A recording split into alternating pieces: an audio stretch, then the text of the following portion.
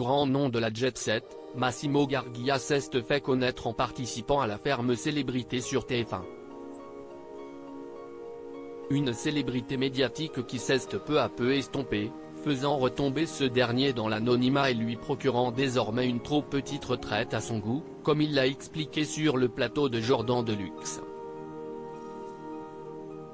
Organisateur d'événements italiens, Massimo Gargia s'est fait connaître, auprès des Français, en participant à la ferme célébrité sur TF1, en 2004, soit à l'âge d'or de la télé-réalité.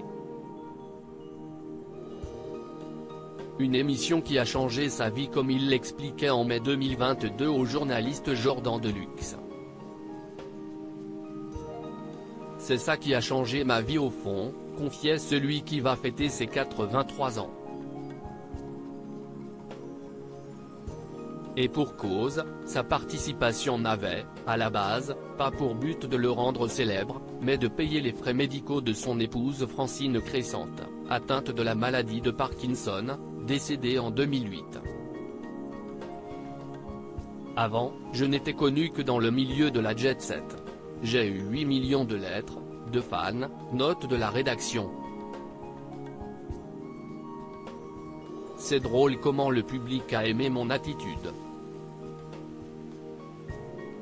Dans le programme culte de l'époque dont le premier épisode de la saison 1 avait attiré pas moins de 8 519 360 téléspectateurs, Massimo Gargia refusait de mettre la main à la pâte, ou plutôt dans la boue, c'était inutile et ridicule de faire semblant de travailler quand on n'aidait pas. J'ai décidé de ne pas le faire du tout, avouait-il à Jordan Deluxe, rappelant ainsi son personnage. Depuis 2017, le clubbeur est devenu membre de l'élection de Mister France. Et son nom est quelque peu retombé dans l'anonymat, ce qui lui permet, aujourd'hui, de n'obtenir qu'une trop petite retraite.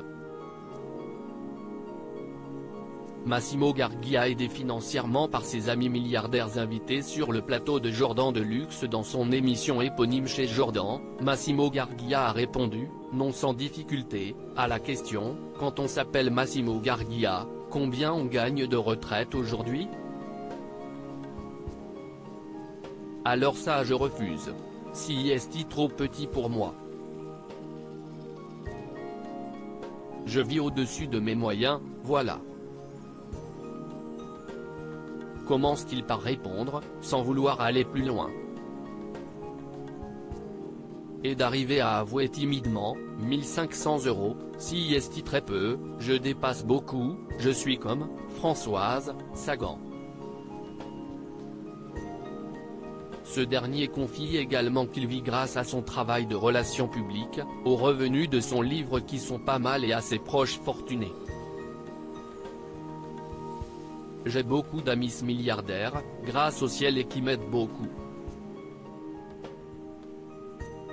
Je suis fatigué de parler des milliards parce que mes amis parlent toujours des milliards, et moi je n'ai pas, lâche-t-il, mi-lassé, mi-chanceux d'être bien entouré.